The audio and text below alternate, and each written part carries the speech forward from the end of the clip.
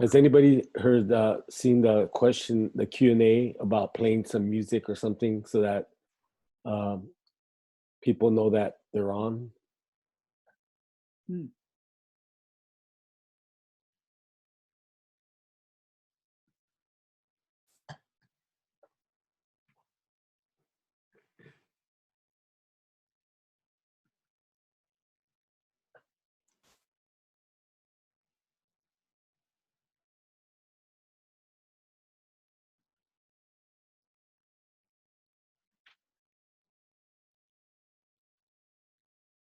Ramon, Yeah, where are you at? I'm at my home. I live in Woodburn, Oregon. Woodburn. Okay. Yeah, All right. Woodburn. Yeah. How about you, Gwendolyn?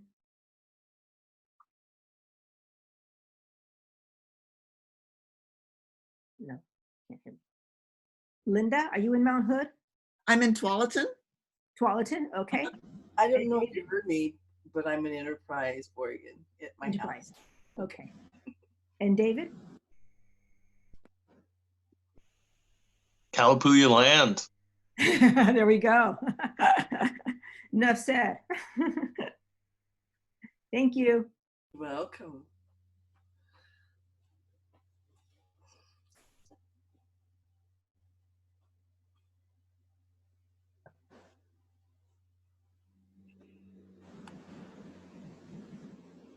All right, I'm going to begin.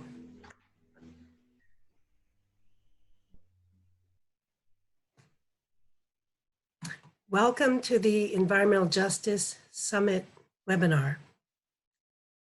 My name is Lisa Arkin, and I'm Executive Director of Beyond Toxics. Also with me here from Beyond Toxics is Crystal Abrams and Pablo Alvarez, and they'll be assisting with this webinar and monitoring questions and chats. I want to begin with a land acknowledgement. Beyond Toxics and the NAACP Lane County acknowledge that we are on Kalapuya Ilihi, the homelands of the Kalapuya people, and this land is still occupied by descendants of the First Nations of the Willamette Valley.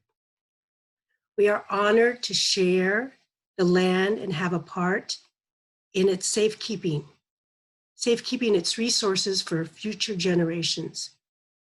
While we are guests in the homelands of the Kalapuya people, we set as our intention to care for the land, water, and air, and protect the gifts they offer. We are committed to respecting the rights, traditions, and knowledge of the Winnefelli people, Kalapuya people. Today's webinar serves as an introduction to the 2020 Environmental Justice Pathway Summit, which has been rescheduled for mid-October 2020 at the University of Oregon. Two Oregon grassroots environmental and racial justice organizations, Beyond Toxics and the NAACP Eugene-Springfield, have put 2 years into planning the first Oregon Environmental Justice Pathway Summit. The summit is generously supported by the Meyer Memorial Trust, the Center for Environmental Futures, the Ceres Trust, the Spring Creek Project at OSU, the Grand Ronde Tribe, Lane County and City of Eugene governments, the Wayne Moore Center for Law and Politics, the Cragg Law Center, and the Western Environmental Law Center, and other generous donors and sponsors. The purpose of the summit is to provide space for leaders and representatives from frontline communities, tribal governments, and other impacted environmental justice communities to join with others to hold critical conversations on environmental justice concerns across our state. We will be asking questions and confronting 5 specific challenges facing Oregonians today. These challenges are climate justice, tribal water justice, the right to clean air and healthy workplaces, just transition and community resilience, and 5th, elevating traditional ecological knowledge and science to craft environmental policy in Oregon. The objective of this inaugural Environmental Justice Summit is to explore and implement policies and investments capable of bringing structural transformation of our relationship with nature as a means to address social, political, economic, climate, and environmental crises. Our aim is to set a forward path to change entrenched paradigms. The summit kickoff event is a plenary panel titled Historical Intersections of Race, Economy, and Environment in Oregon. Today's webinar is a taste of what that more extensive plenary panel will be when we gather for the summit in October. I'd like to introduce our plenary panel moderator, Dr. Laura Pulido, and hand it off to her. Laura Pulido is the Collins Chair at the University of Oregon, where she is a professor in the departments of Indigenous, Race and Ethnic Studies and Geography. She has a long history of engagement with environmental justice issues and is currently studying the parallels between the denial of white supremacy and the denial of climate change. Thank you, Dr. Pulido. Take it away.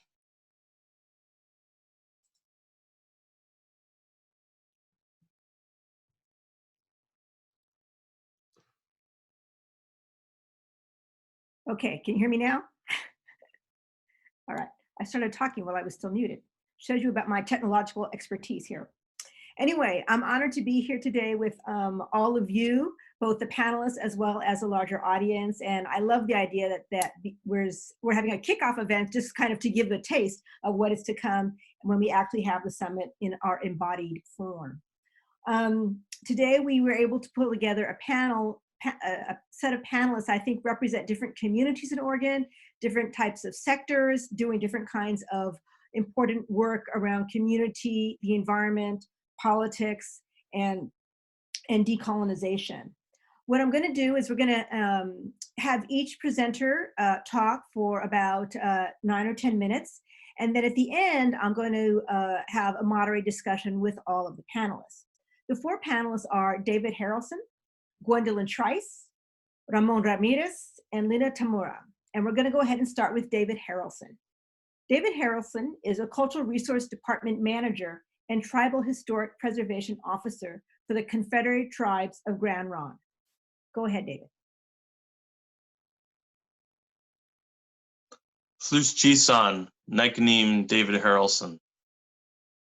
It's good to be with all of you today. I really want to thank the organizers for this event. It's great to find a way to get together even if we can't be together in person. The title of my talk today is The Kalapuya and the Myth of Wilderness. I'm Kalapuya. My ancestors have been here in the Willamette Valley since time immemorial. Next slide.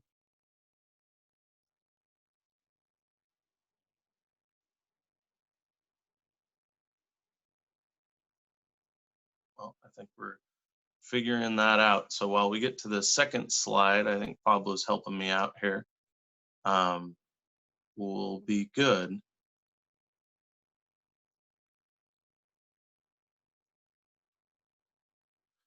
So my ancestors have been here since time immemorial, which is since a time that no one can remember. But what's really important to understand about that that's hidden under the surface is that our people remember a really, really long time ago. And that event has been reaffirmed in the last 30 years by studies about something that's referred to as the Missoula floods. And that's the image on the left. The image on the right is a distribution of Kalapuya people throughout the Willamette Valley. And in the middle, to orient you and help kind of understand space, I use different colors to denote where different cities are today. So yellow is Portland, purple is Gaston, dark blue is Salem, light blue is Corvallis, and orange is Eugene. So those are colors to kind of orient you where we're at in the Willamette Valley. On the left, what you see is what the Willamette Valley looks like with 400 feet of water. And that's exactly what happened between 13 and 18,000 years ago, is that there was a large ice dam that broke up by Missoula, Montana, and it sent water gushing down the Columbia River Gorge, and it backfilled into the Willamette Valley. Well, our oral histories speak of that flood. They speak of the events, they talk about individual locations like Mary's Peak and the Salem Hills that were outside of the actual flood area, and how the waters rose slow enough that people could actually outrun the floods themselves and get to high ground. So when I talk about our people being here since time immemorial, it's not just this idea of forever, it's actually a remembered point in history at a minimum, and that point is at least 13 to 18,000 years ago. So the people of the Willamette Valley, those are my ancestors, the Kalapuya. They're the actual people who live at the end of the Oregon Trail. And I say that because the Oregon Trail has been memorialized so much in American history and taught in all of our schools that it's a frame of reference that most people know. And oftentimes it's the story of the trail itself that's being told. But the reason why the trail ended at the Willamette Valley is because it was considered to be the most valued land on the entire West Coast. And that is the valley of my people, my ancestors. My ancestors were forced from their homelands, from the Willamette Valley, as a part of settlement. They were forced onto a reservation, and that reservation is the Grand Round Indian Reservation. Next slide.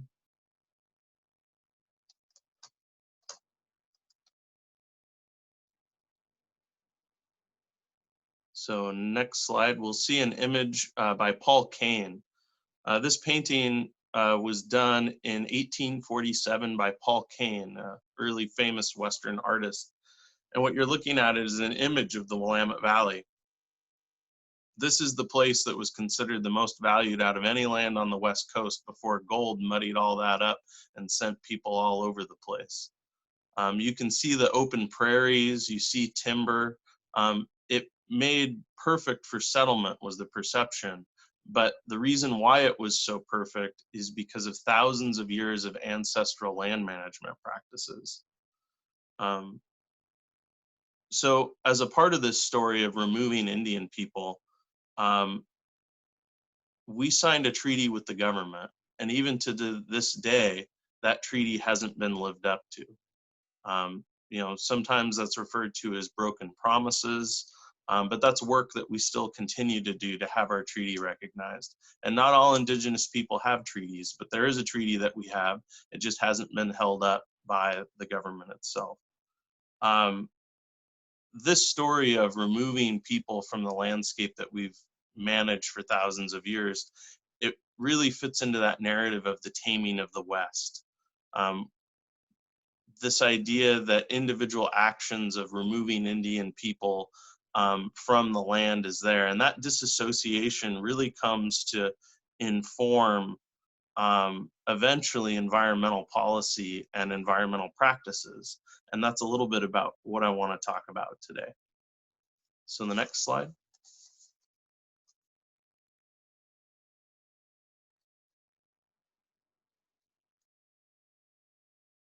So the Wilderness Act of 1964, this is an excerpt that defines this concept of wilderness.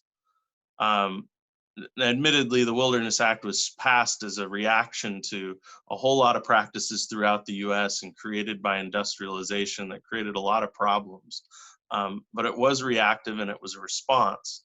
However, this definition for me falls a little flat. And that definition is an area where the earth and its community of life are untrammeled by man, where man himself is a visitor who does not remain. So after fighting Indian wars, signing treaties, removing Indians to Indian reservations, the people had been disassociated from the land. And roughly, for at least our area of homeland, about 90 years later, or 110 years later, 90 to 110 years later, people think that this land where all these Indian people lived and made their lives somehow can be wilderness. And so I want to talk about that. Next slide.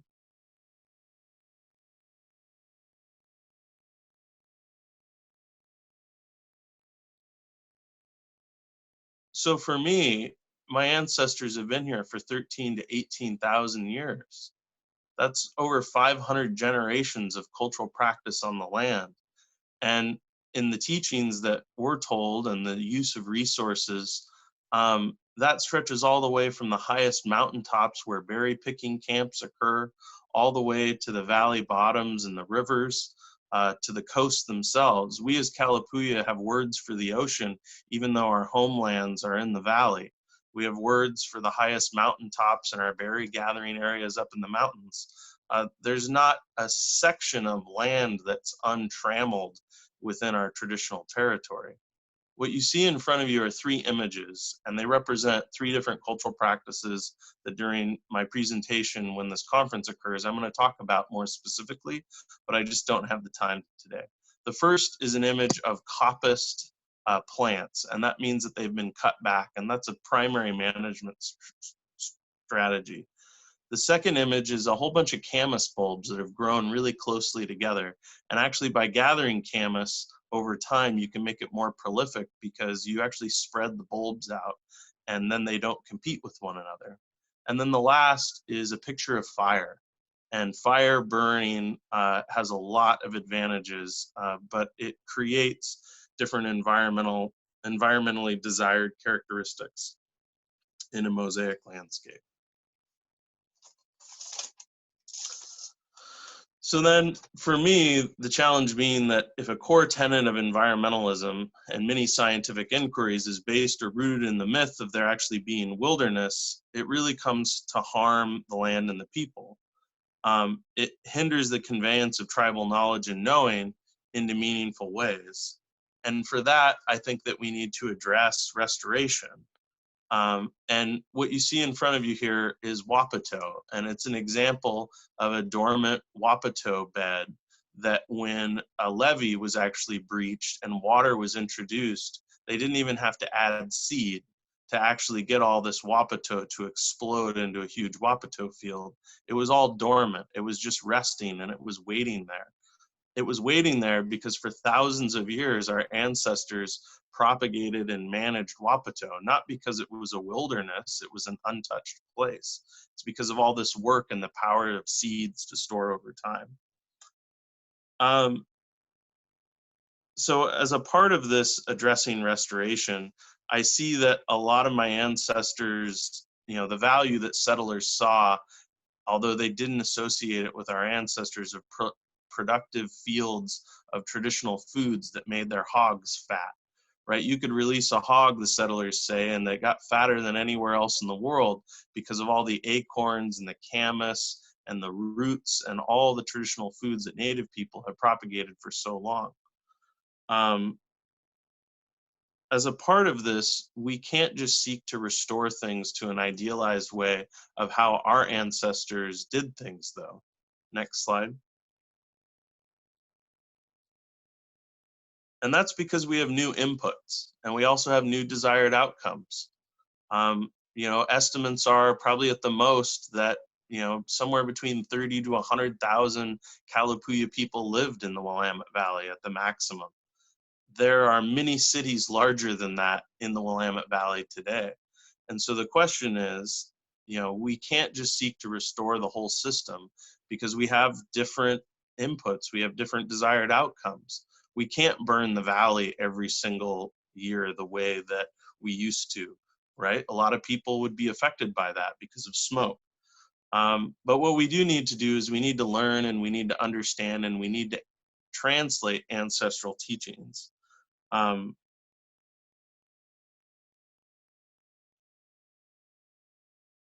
be true to those teachings, we have to do that translation. And we have to do that translation because we've gone numerous generations where the translation hasn't necessarily occurred. We've also experienced radical changes in population growth and land use and practices. But what I have found over time is that many of those different teachings, if you boil them down to their basic components, are still really useful for understanding. And that's what I'm going to ask you to do, is join us this fall so that I can share what some of those teachings are, and how I think that there would be a good time and effort for all of us to focus on learning them, understanding them, and then seeking to find ways to translate those teachings into practice today. So thank you very much. And I look forward to speaking again with you this fall.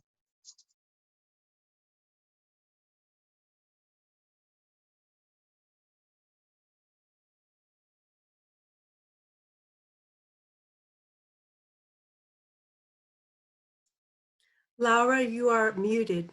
Okay. Thank you. Did it again. Thank you, David. That was a wonderful way to start our panel. That was a really good planning on the part of the conference organizers. Next up, we're going to hear from Gwendolyn Trice. She's the founder and executive director of Maxville Heritage Interpretive Center. Gwen is a descendant of Black families who moved to Eastern Oregon to join logging crews and contribute to Oregon's timber economy. Gwen served on the Oregon State Advocacy Commission of Black Affairs for 5 years and currently serves on the State Historic Preservation Committee. She recently received the Oregon Stewardship Award from the Museum of Natural and Cultural History. Go ahead, Gwen.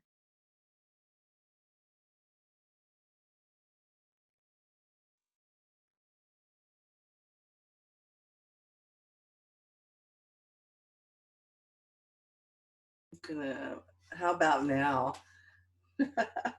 All right, thank you. So I'd like to first off start off with an acknowledgement as well that the Maxville Heritage Interpretive Center in Joseph, Oregon occupies the ancestral and traditional lands of the Nimiipuu, Nez Perce, the Cayuse, Umatilla, and Walla Walla peoples. We humbly acknowledge and celebrate the original inhabitants' continuing connection to this land and to community. So I thank you for the opportunity to be a part of something bigger.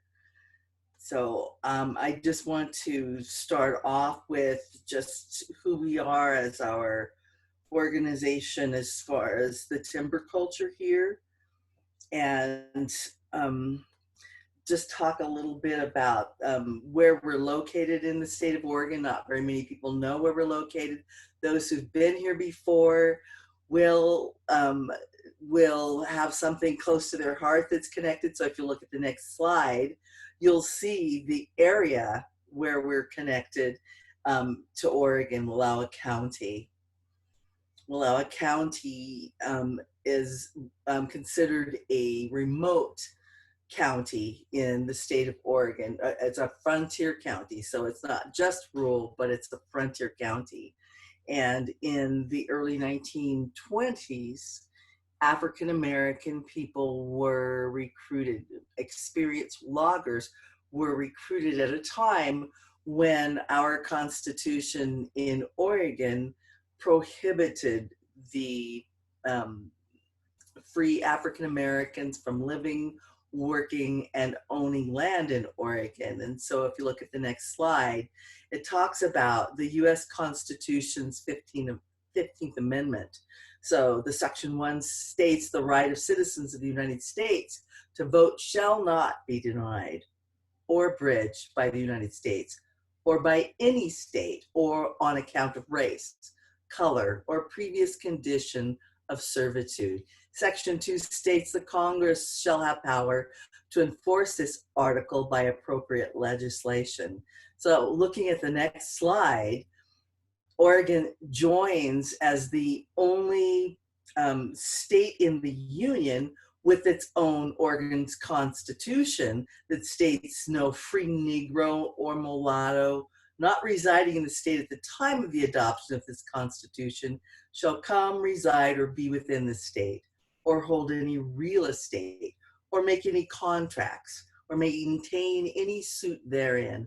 And the Legislative Assembly shall provide by penal law for the removal by public officers of all such Negroes, mulattoes, and for their effectual exclusion from the state, and for the punishment of persons who shall bring them into the state or employ or harbor them.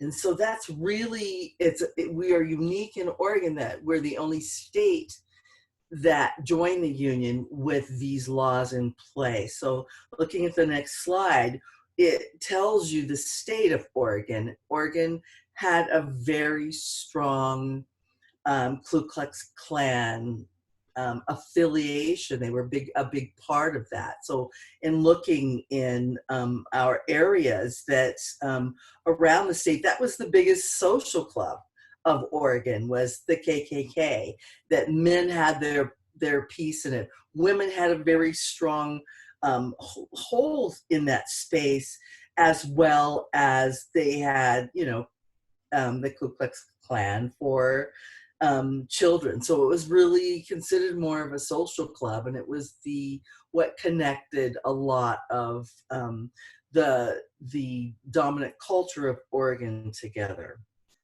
So going in and looking at the railroad and timber industry, and just to speak to Governor Pierce, I was born and raised in LaGrange, Oregon, and Governor Pierce is from that area, and he had backing from the Klan to obtain that station in in Oregon. So looking at the railroad and lumber industry during that time, they recruited to a town of Maxville. If you'll look at the next slide, they recruited people to come to the town of Maxville, Oregon in 1923. And if you go back one more slide, it talks about they made it a point to recruit experienced loggers from the South and Midwest. And these loggers were not only African-American, and they were white. So they created this town at Maxville of approximately 400 people. There were also Greek loggers that were set up in a local Greek camp that became part of that workforce. And some of those folks lived, and they had, as a segregated community, they set up each particular job essentially was set up by ethnicity and by pay grade. So keep in mind that these were seasoned lumberjacks and bridge builders that were moved to the northeast corner of Oregon in 1923. And that exclusion law did not actually get off the books until the end of 1926. So this industry was breaking new ground, and this lumber company by the name of Bowman Hicks, they are from the South and the Midwest. So they brought workers and they recruited them. They recruited experienced people to come, and they brought big revenue into Oregon communities. So if you look at the next slide, it just talks about, just to highlight, that it was a segregated town. They had a black and a white side of town. They had 2 different schools. They actually had baseball teams. The Bowman Hicks Lumber Company had its own baseball club. And the way they set up this particular town was they had 2 baseball teams, a white team and a black team, a white school and a black school. And that was seen to be one of the ways that this town managed a connection between groups of people inside of that framework of making connections together. And so when they played outside of our communities, out of the Maxville community with others, and they competed, they teamed up and made an integrated baseball team, and they played some of the native teams, some of the other regional teams, and were very successful in the work. Once Maxville in 1933 and the banks were failing, 1933 marked a time frame where the town itself, the Bowman Hicks Lumber Company, decided to pull up stakes outside of Oregon and pull out all of their holdings and take those out. The African American people did not move with them. They instead relocated to a local town of Wallowa, to LaGrange. Some of those folks moved to Portland during World War II shipyard movement. They also were, they came back and forth from other logging towns like McNairy, Arizona, which was on a Indian reservation, but they had Hispanic people, African American people, Native people, and then white folks actually drove the industry at that time. And so that was one of the places that African Americans and other folks traveled from in those spaces. We want to take a look at the next slide, and there were a lot of challenges for the people there. And looking at, there's another town in Oregon by the name of Vernonia that was also set up, and we find that looking in the industries, not only in logging, but also looking at in coal mining, the big industries, their trend was to separate ethnicities by their job title and where they lived inside of the framework.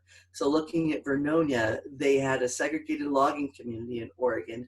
It happened after Maxville, but it also, during the early years, after the 20s, they had a Philippine, Japanese, and Black quarter separated from the white quarter. The KKK was also really pressured, and their conditions were very subpar in that space.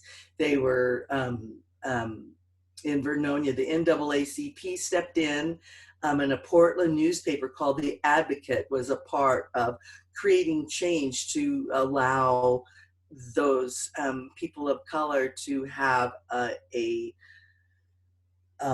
more equal experience without being set aside with subpar experiences there. And so once that the Advocate was put into place, and if you look at the next slide, Beatrice Morrow Kennedy was the editor at the time, and she came out and listened to the voices of the people in that logging camp at Vernonia and made that connection with them and got more information to them. Another part of that industry and traveling, if you look at the next slide is sundown towns were a big part of the West. It's a very big part of Oregon because of our background of the Klan.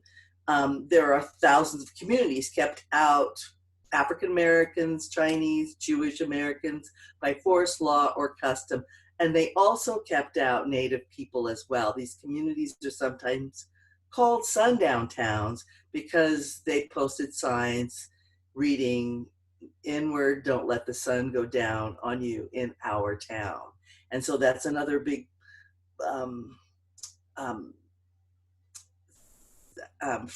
framework that stunts the growth of these communities that included folks that thrived in these spaces, but they also prevented them from growing and developing into a more vibrant way. So in looking at the next slide, there's the Green Book that was introduced in the early years. The first one is in the 30s, but it was really a book that was created for African Americans to travel across the United States, across other countries as well as each edition came out. And so this was a really big part of how do we travel back and forth to these logging camps, as well as travel and bring our families, those next generations that are traveling and being a part of these communities in the Great Migration. So if you look at just the way this is built and put together, this is part of Oregon's historic sort of connection of how do we come together, how do we connect with our work, as well as in today's world, the Latinx population in the forestry industry has been here for the last couple of decades, and they're also facing certain issues that are prominent. And if you will come and be a part of our fall or the next iteration of this work we do, we can talk in more detail about those connections. Thank you very much, Gwen. That was a really important part of our story. Thank you for providing that. If people have questions, I think you can use the, you can submit questions. Is there a Q&A section? I knew I wouldn't get this right, Crystal. Yeah, there's a Q&A button that people can click on and just submit questions. I see it now. Yes. Okay. All right. We will do our best to, we will do our best to answer them, and the panelists are free to answer them as well as we continue. Thank you. Okay. Thank you. Sorry about that. Okay. Next up, we have Ramon Ramirez. He is a Taconic Fellow at the Washington, D.C. based organization Community Change. He is a founding member and former president of PICUN, which is a Piñeros y Campesinos Unidos del Noreste, which is a farm workers union in Oregon. Ramon has provided strong leadership for Oregon's Latinx community and has mentored new generations of young leaders for decades. Go ahead, Ramon. Thank you. Thank you very much for having me on the panel. I also want to acknowledge that we are speaking at this moment in the presence of our ancestors, the Kalapuya peoples that lived in the area. I, for one, I am part Native American. My tribe is the Tiwa tribe. I'm also part Yaqui. But I want to thank the panelists for inviting me here. As mentioned, I was the president for a number of years, almost 25 years as president of PICUN, the Farmworker Union. I'm currently the Taconic Fellow for an organization that used to be called Center for Community Change, and I'm writing my project that I'm working on with that organization is building Black and Brown unity by coalition building. So just finishing up a lit review, and I'm just about to publish an article on the history of agricultural labor, and it has been a history of exploitation, so and it speaks to this very issue of environmental justice and also economic justice for folks of color, especially agricultural workers, because I consider agricultural workers frontline communities in the environmental justice movement. And this history has been rooted in the exploitation. If we go back in our history it started off with slavery, the forced slavery of African American people, and then continued on, through the infamous history of sharecropping laws or sharecropping system. And then when we first passed our first labor laws in this country back in the 1930s, it was no coincidence that farm workers were excluded from those labor laws, because the majority of farm workers back in the 1930s were African American. And when the New Deal got structured back in 1935, it was negotiated by the Northerners, and the Southerners were primarily representing the business interests, were major plantation owners back in the 30s. So farm workers got excluded. And since then, we're in 2020 today, farm workers have not been included in the national labor relations laws in this country, therefore creating a host of problems that date back to the 1930s. There's been a couple states like Hawaii and in California that have collective bargaining laws.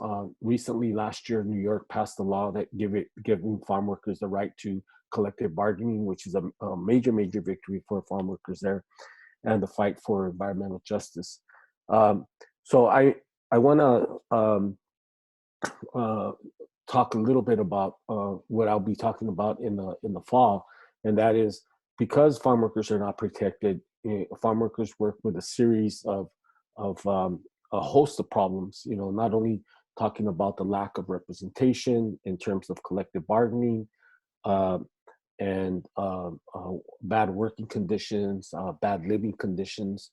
But I want to spend a few minutes here talking about what has that resulted in. The continual conditions, the continuation of worsening of conditions for health problems in our community.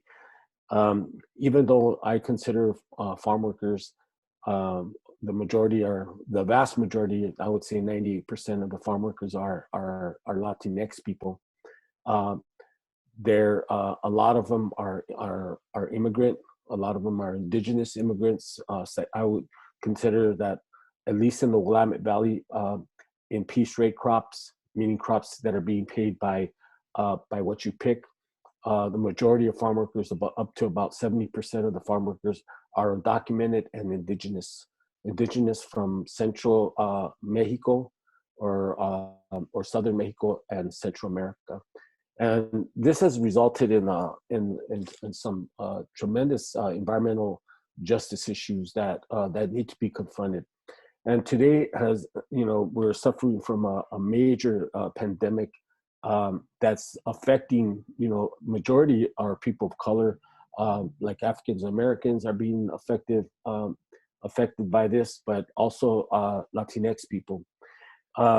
And I just wanted to throw out some statistics that has resulted as a result of the lack of working, a sane or safe working conditions. For example, the life expectancy rate of a farm worker is 49 years of age compared to 78 for the general population. Okay? And it's because we do backbreaking work, but we also work with a number of dangerous chemicals, especially pesticides. If you look at the top 10 chemicals that are being sprayed on in agriculture today, all top 10 chemicals are being sprayed in the state of Oregon, right? All the way from Captan to Dinosep to chlorpyrifos, that we're currently in a major fight against. We're trying to ban that particular pesticide. The fact that 25% of farm workers suffer cancer. Cancer rate among is too high for our community, right? So we're not only suffering from the cancer rate, but also this affects working women, Latinas that are working in the fields, right? For example, in the county that I live in Marion County. I live in Woodburn, which is the heart of the agriculture of the Willamette Valley. In terms of agriculture, I think Marion County is the largest gate in terms of gate sales, the largest agricultural producing state county. So, but in our county, Marion County, there was a recent a study that was done by, and this was a non-scientific study. And most of the studies are non-scientific because we've never had a national study done of the health of farm workers in this country, ever. So, but we do know that in every major community, agricultural community in this country, the same conditions exist. So, for example, in the county that I live in, Marion County, a recent study by a local farm worker clinic did this. We're noticing a rash of miscarriages among farm worker women. In fact, they determined that over 50% of farm worker women were experiencing miscarriages they were too high. 50% of farm worker women were experiencing miscarriages. So, I mean, the fact is that farm workers are literally dying because they're working in bad working conditions and also working with dangerous chemicals, right, to put food on the American table and feeding our country. Even today, in the light that we have this pandemic going on, right, farm workers are considered essential workers, meaning that there's no majority of farm workers are going to work still. They're not staying at home because they're essential workers, right? But yet, right, most of the farm workers are undocumented. Most of the farm workers have not benefited from the stimulus or from the coronavirus, bailout, and they don't qualify for unemployment benefits. They don't for any relief, but we have to continue to work in the agricultural fields in the state. And social distancing and all that stuff is thrown out the window for our community. So there's no wonder that we're suffering high percentages along with the African American community of exposure to the coronavirus, because we're dependent on feeding America day in and day out, and so there's got to be something done. We've made the initiative to get Oregon OSHA to try to change some of the laws so that the regulations, that there's regulations to protect these workers, right? And we're still having, they're still slow in moving. I'm not saying that they're not going to move on it, but we have to pull teeth to do that, right?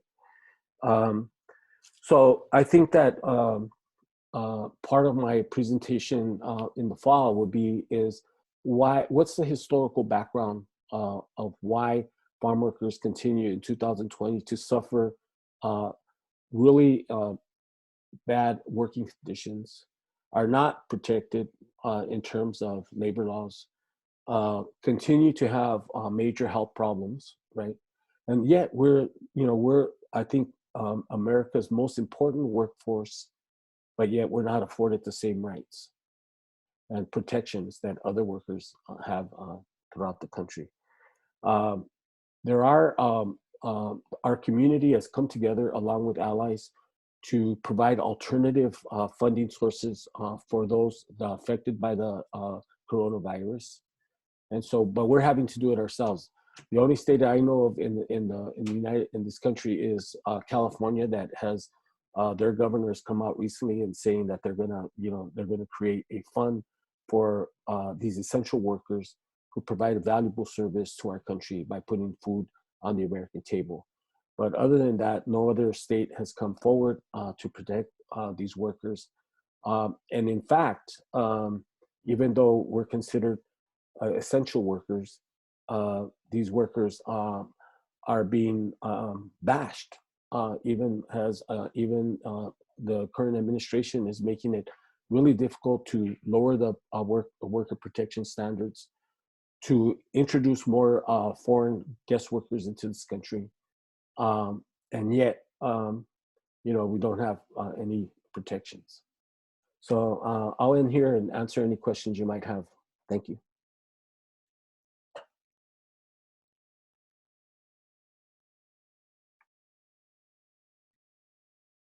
Okay, I was struggling to unmute myself. Thank you, Ramon, very much. I'm really struck by your comments, just many of the issues that you're talking about. These have been documented and going on for well over a century, right? Very, very important. Okay, next up, we have Linda Tamura. And Linda is an author, professor emerita of education at Willamette University, and co-editor-in-chief of the Oregon Encyclopedia. Linda is a descendant of Japanese families who moved to the Hood River Valley to farm and contribute to Oregon's agricultural sector. Go ahead, Linda.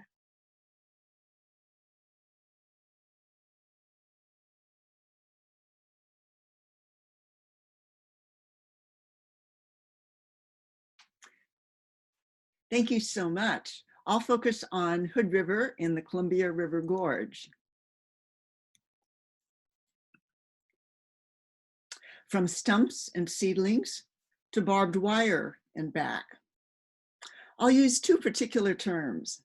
One, Issei, the first generation of Japanese, my grandparents' generation, and two, Nisei, children of the Issei, my parents' generation. The first of two questions, how did Japanese farmers contribute to early agriculture practices in Hood River? Even before they arrived, Hood River apples had gained international recognition by the late 1850s or 1890s.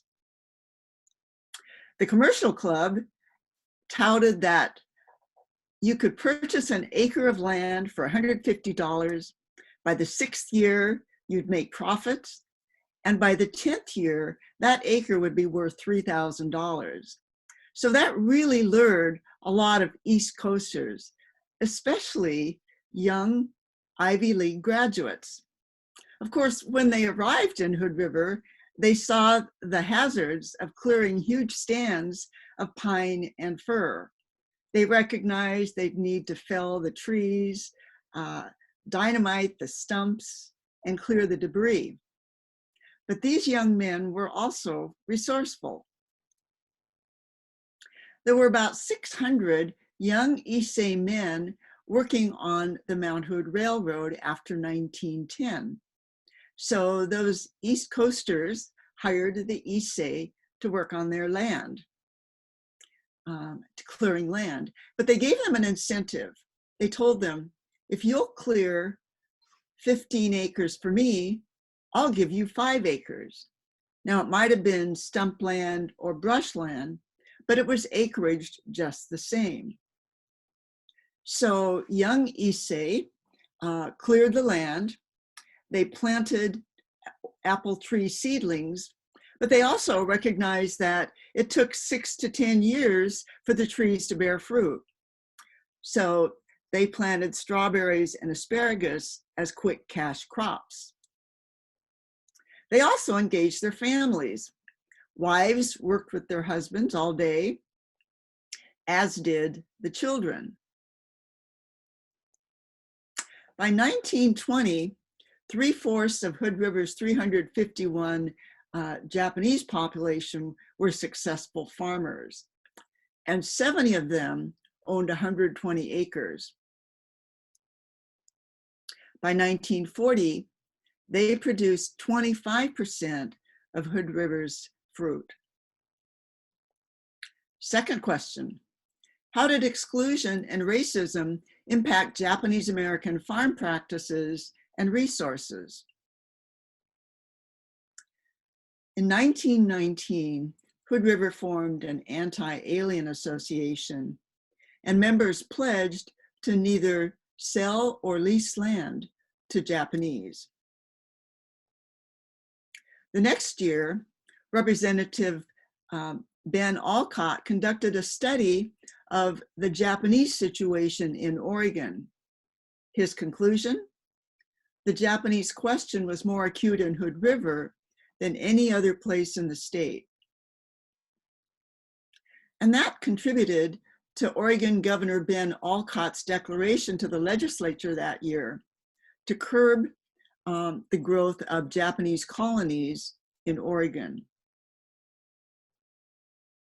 3 years later, Oregon passed an anti-alien land law that prevented Issei from purchasing or leasing land. Issei, though, did circumvent that by buying land in the names of their Nisei children because they were American citizens. When Japan bombed Pearl Harbor, Issei were branded enemy aliens. The Congressional Tolan Committee investigated whether to remove Japanese from the West Coast, and they held 4 hearings, one in Portland. The spokesman for the Hood River delegation maintained that yes, Japanese should be removed. In fact, he said, national defense comes first, and he and others offered to take over Japanese farms. we know that Executive Order 9066 resulted in the removal of not only the Issei, but also the Nisei American citizens from the West Coast. More than 120,000, and 2/3 were American citizens. The rationale? Military necessity, even though there was no evidence of sabotage or need for action. So Issei and Nisei were forced to sell or lease land, store their belongings, and prepare to leave. They didn't know how long they'd be gone. They didn't know where they'd be going. While they were gone, in 1943, a poll conducted in Hood River showed that 84% did not want Japanese to return to the valley after the war. And those results were more than 2.5 times stronger than results in 4 other Western states. A local veterans group led a campaign to prevent Japanese from returning. They also removed the names of 16 Nisei who were serving in the United States Army from an honor roll of veterans on the courthouse. And that brought national notoriety to Hood River. During the first 3 months of 1945, a series of 6, some almost full-page ads with sentiments such as this one appeared in both local newspapers in Hood River. Underneath were the names of more than 1,800 citizens who believed in that sentiment. Linda, this is Lisa. Sorry to interrupt. Can you make sure you're in full screening mode? We're getting some messages about people not being able to see your screen. So sorry. Here. I had it on full screen. I'm sorry. I'm not sure how to. Mine is full screen, so I'm. Okay, then keep going. Thank you. Okay, sorry. A government analysis in 1945 called Prejudice in Hood River Valley concluded that the goal before the war was to prevent Japanese from acquiring land. The goal during the war was to prevent them from returning to land they already owned. Today, agriculture, logging, hunting, and fishing compose about 1/6 of the economy in Hood River. Ethnic diversity has increased. While Japanese compose only 1%, the Latinx population is almost 1/3. As a kid who was raised in Hood River, I really valued the fresh air and water, the bees pollinating the blossoms, and ready access to fruits and vegetables. I also was aware of racism and the effects of name calling, even today with COVID-19. So I'm very supportive of the goals of this summit: to share stories and facts, to listen and ask questions, and most of all, to work together to develop a plan of action. Thank you.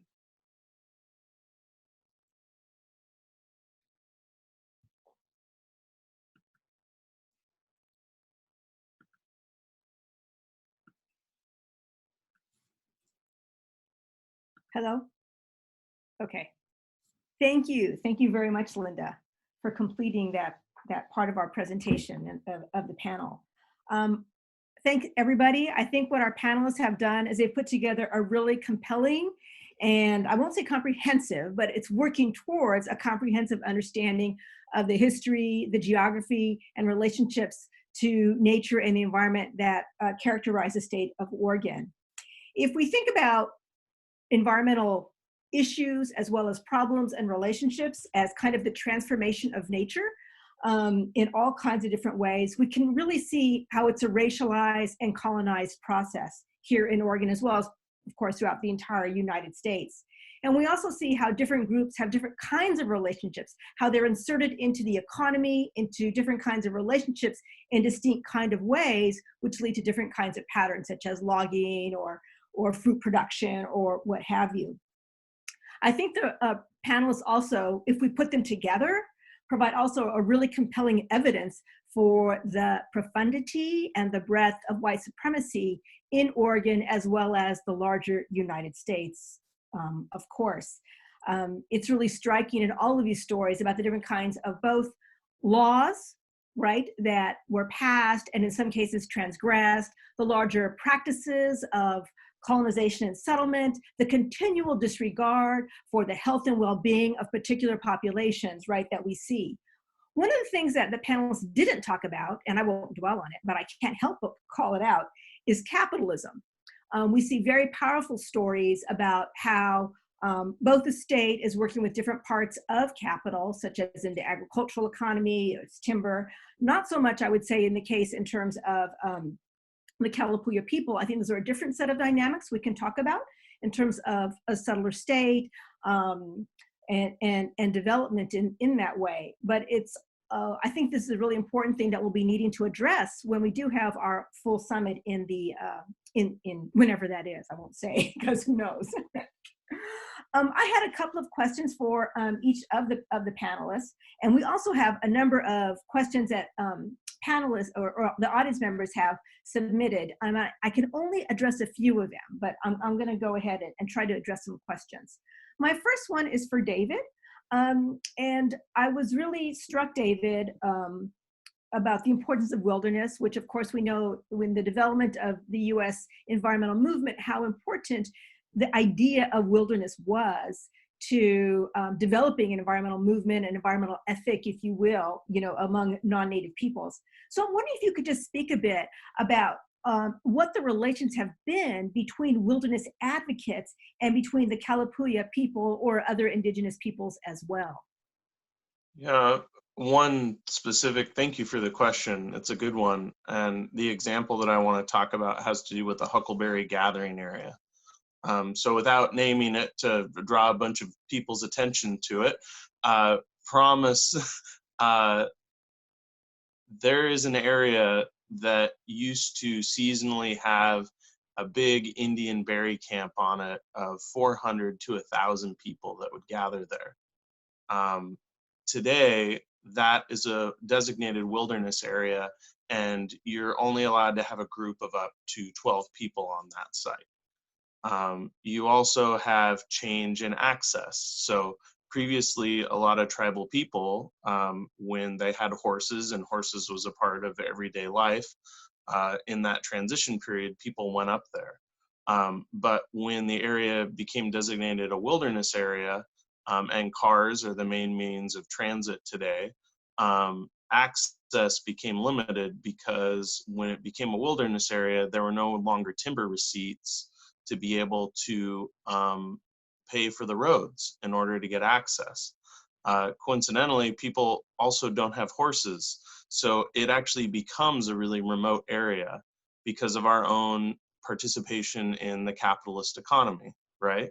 Which is that's a part of that translating that we have to do in that world, in the world today, is that we don't get to just be the way that our ancestors were, because everyone's also still trying to make a living in today's economy. And there's an aspect of that. We can turn back certain parts of it, but we can't just recreate it the same way. And so that very example of a wilderness area, because it was an inconvenient place that wasn't being used, was turned into a backwater place where, if I can work to get special permits and approval, but the whole system isn't set up for what that space is meant to be used for and has been used for thousands of years. Government agencies are happy to accommodate because they know that the law requires, but the root of the importance of that place isn't the fundamental management goal. Thanks. That's a really good example of the complexities and the different kinds of dynamics that can result in these situations. Gwen, I was wondering if you could tell us a little bit I mean, it was really fascinating by your story. I mean, I'm well aware of the law that Oregon created banning Black people. Oh, somebody asked what was the relationship chronologically between the 15th Amendment and the Oregon Constitution.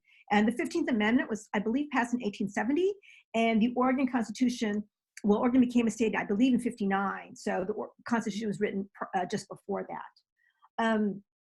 I'm wondering what the response was. So you have a timber company that's bringing in Black workers, which what was the larger response? How wide known was this in the state of Oregon, and how was it justified bringing in these people?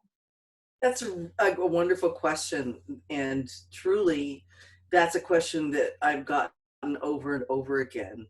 And people had asked as well, and as I've interviewed different folks that lived in that area at the time, and to find out what was going on, there are interviews that there was an agreement that when the logging was done, that they would take their Black people and out after the work was done. And actually that's the same response that Portland had after the shipyards were done and all that work. They contacted the NAACP and said, we're done with these folks, can you send them back?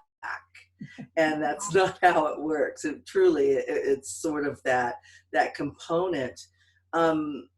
Also, the Klan was prevalent in that area, and they had crosses burning on different hillsides to let them know that you need to stay up in this mountainous town and don't come down to our other towns. And so I know at one point that the Klan came to Maxville, and my dad was witness to that, and that the manager dehooded that Klan's member and said, don't come back here again. And I think the reason why they were able to seat themselves inside of the framework of the space of Wallowa County is that they were bringing in so much revenue for all of the townships that the Klan didn't have as much say-so over what they do, because they got this huge flush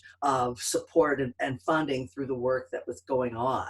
And so that's one of the things that we have noted, is that the Klan never came back to Maxville after that one incident, even though they had those sundown town laws that were prevalent in the early years of Maxville. Once Maxville was closed, some of that restrictions had released to a point, because after 1933, the African Americans moved to the town of Wallowa and spent time. So there are a lot of laws and rules, and again, we're the only state in the union that joined with those laws intact. And so there's a crossover of the laws were there and the laws were broken at the same time.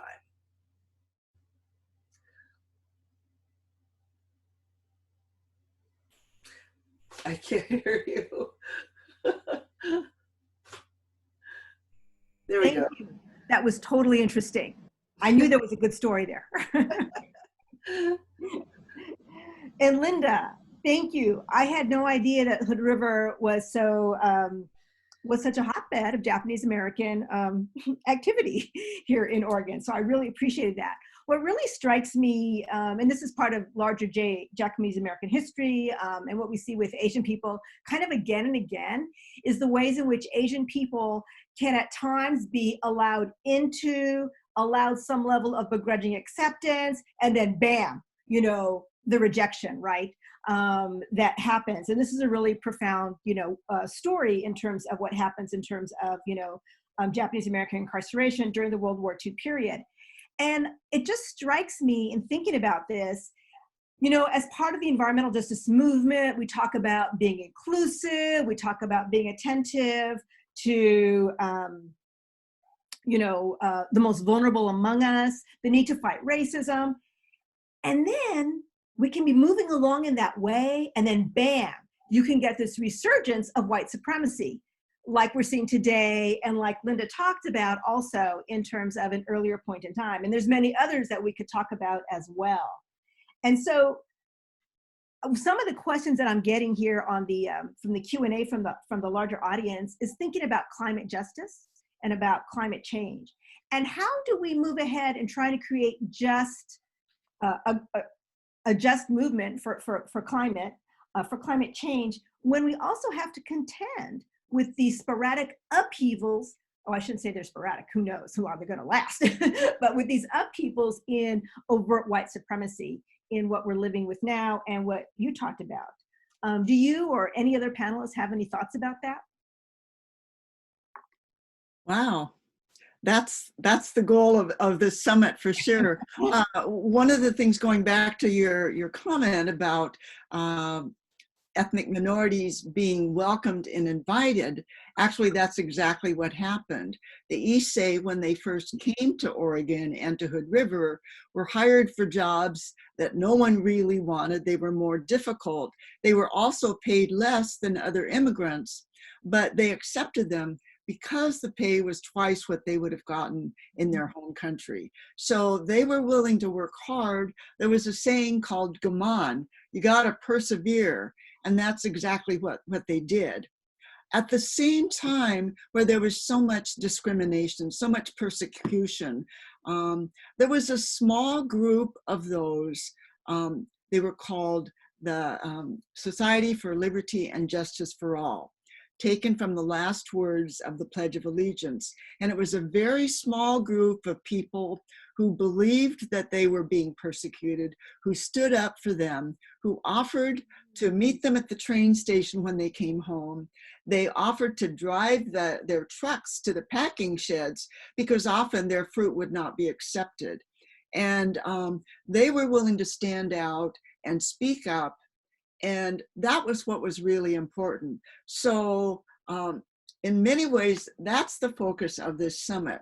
There need to be people, in fact, right now with the coronavirus as well, there need to be people who are willing to speak up, stand out. I think with the Japanese community, it was always accepted not to make a wave. And so that's why they succumb so much to the wartime forced removal, because they didn't want to make a wave. Now we're learning, you know, the only way to move together is to speak out. But we do that by listening and by sharing and by talking together. So I think this is an important step. One thing I also saw on the Q&A, there were a number of comments about curriculum.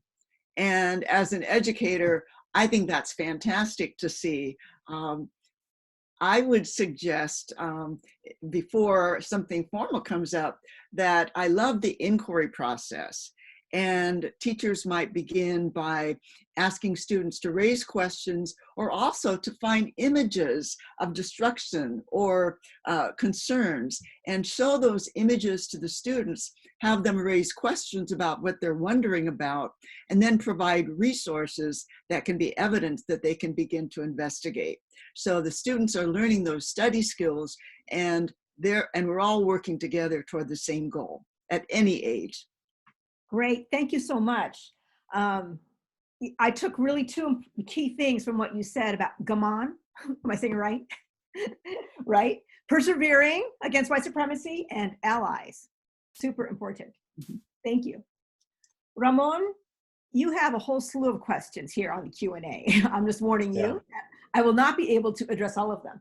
But one of them I do want to address that has, I think, come up a couple of times, is talking about the role of the local state in terms of addressing concerns about farm workers' health, well-being, particularly around agricultural chemicals and pesticides. And I know that I think it's a general kind of part of US culture that we just assume somehow, oh yes, the state will take care of it, or at least we used to, maybe before Trump. But the assumption that the state will or should take care of it. And yet we see in the case of farm workers, these consistent patterns of them not being taken care of. So can you perhaps address that? Yeah, I just want to start off by saying that, you know, one of the most dangerous pesticides that that was ever made, I believe, was DDT, and it wasn't the U.S. government agencies that led that fight to ban DDT. In fact, today, DDT is still made in America, but used in other countries like in Latin America, Africa, and Asia. And yet, it's well known and it's well documented that it has cancer-causing agents in it, right? But it wasn't until Cesar Chavez, who led the farm workers, and was it was really instrumental in banning DDT. So ever since then, there's been this history of trying to get farm workers and their allies and the consuming public to become more aware of the dangers that exist in the community. Farm workers are kind of like the frontline communities, but for example, not too long ago, we were instrumental in banning a really dangerous pesticide called Dinosep. And Dinosep was used in berries. It was used in all kinds of berries. And if you know the Willamette Valley has it's probably number 2 in caneberry production throughout the United States. So we like 20 years ago, it was like 1987, we were able to get that pesticide ban from use totally. 10 years later, the city of Salem, our state capital, we got a call from the DDQ, the state agency, saying that they had detected 10 years after it was banned, unacceptable traces in the well water in the water in the state capital. 10 years after this was banned. So the consuming public is being affected by this, but we don't know, because when it comes to national studies or studying the health of farm workers, we don't. Nothing has been done. There hasn't been a national study of what the long-term acute effect is in terms of the health of farm workers and the consuming public. Because in California, there's cancer clusters that exist in the San Joaquin Valley, where the children of non-farm workers, but who go to school where their school is located right next to an agricultural field, are getting cancer. So we have to educate more. We have to take more initiative, the consuming public, because we can't depend on the state agencies to do it and the federal government to do it. Recently, for example, there's a really dangerous pesticide that's being used currently in the United States. It was scheduled to be banned during the Obama administration. We had to fight against the administration to ban this pesticide called Chlorphos. And it was developed during the World War II that the Nazis developed this chemical as a nerve agent, right? As a chemical to be used during wartime. Back in the 70s, the chemical was being used as a pesticide, and there's scientific documentation that Chlorphos creates a lot of damage to children and their nerve system, and creates that also in the fetus of pregnant women. And even with all that information that we have and documentation, scientific proof that this is danger to society, the Trump administration decided to continue not only making it, but using it. And in fact, today in the state of Oregon, we're still using it. while other states like Maryland and Hawaii have already banned it.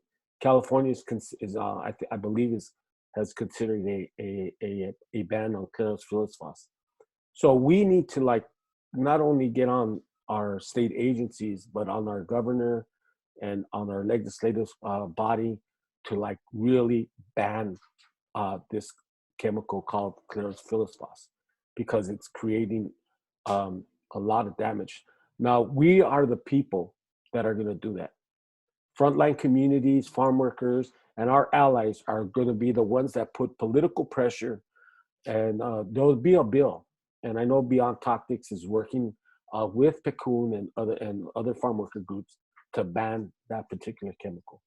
So stay tuned. I think by the summit in the fall, you'll hear a lot more about some of the actions that need to be taken so that we could do what Cesar Chavez did back in the 1960s to ban DDT. Thank you. We're out of time. So I'm going to turn it over to Pablo, I think, who's going to be offering some concluding remarks. I want to say just some of the questions that came out, and I'm saying this to the Beyond Toxics organizers. People asked for some recommended readings that they might do between now and the actual summit, as well as they wanted suggestions of organizations that people might donate some of their coronavirus checks to, particularly in farm worker communities. And definitely people would like this to be available to the larger community, especially K through 12. So I will stop there and let Pablo wrap up. Yeah, thank you everyone so much for joining us. I really want to thank the people that were active and sending questions and amazing questions that we got. I'm so sorry we couldn't get to them all. At the end of this, this was all recorded, so if you want to share it with friends, or if you want to send it to family members, we saw some people saying that they were going to share it with their kids, you can go ahead and do that. You'll be able to find it on our the Beyond Toxics YouTube channel. But really, this was meant to be a preview. Today we would have been having the Environmental Justice Summit if it wouldn't have been through the chaotic times that we're living in, unfortunately. But I want to encourage you all to visit the ejpsummit.org. I'm going to send it to everyone in the chat. So I will just send it right now. I sent that everyone to the chat. You can go to the website and learn more about the Environmental Justice Summit. We were really trying to accomplish the elevation of frontline communities and the most impacted communities, and we're still going to do that in the fall. We're going to try to convene a group of organizers, policymakers, educators, students in one location at the University of Oregon so that we can discuss these topics. This was just one preview of one panel that was going to be happening during the summit. And it was the difference between the summit and other conferences that you might have attended was that we were really going to be working on these policy issues, discussing it, having that time to interact with one another. We were going to be integrating youth art, and we're still going to do that. It's just happening a little bit later, which is totally fine. Again, in the chat, you can see the ejpsummit.org to go get all information about our sponsors, registration, what is happening, or you can just email ejpsummit@beyondtoxics.org. I want to thank everyone for joining us, and if you don't mind staying with us for just one more minute, we want to run just one small poll. And I don't know if if Lisa, if you want to say anything else and say bye to people, that would be very good. Thank you so much. I want to thank Laura as our moderator, and Linda and Ramon, Gwen and David. Awesome presentation, so much to learn. If we could bottle all of you and give you all to the school districts, I think they would be so happy to have this information going to their students. A lot of requests for educational materials. Keep up with our emails. Go to our website page and sign up for our e-alerts, because that's how we'll notify you of upcoming webinars. I think that this was so successful, we'll be presenting others and hope to include you all. We're ending right on time. Gwen, do you have something you wanted to say? Oh, you're on mute. You're mute. Oh, am I unmuted now? How, did you hear me? Great, yeah. Awesome. I just wanted to let you know, because I'd heard that mentioned earlier, that we just completed our first level of course curriculum and can provide that from kindergarten through 12th grade. So please reach out to us. We'd love to share the work we do and to work with all of our communities around Oregon. Thank you. And that is specifically the Maxville Heritage Interpretive Center to reach out to. Yes. Great. And we have So now the poll. Go ahead.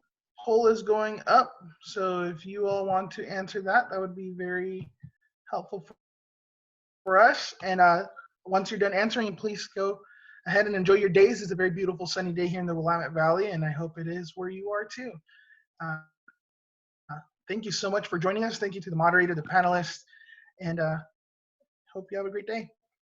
Thank you. Thank you, everyone. See you in October.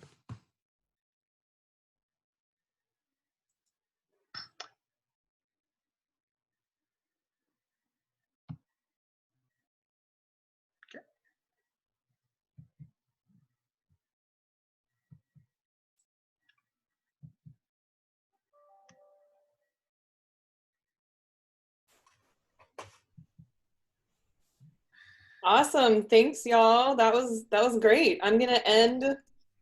Is it okay if I end the webinar and start uploading the recording? Yes. Awesome. All right. Thank you so much. All right. Signing off. Bye, everyone. Great job today. Bye-bye. Thank you. Bye.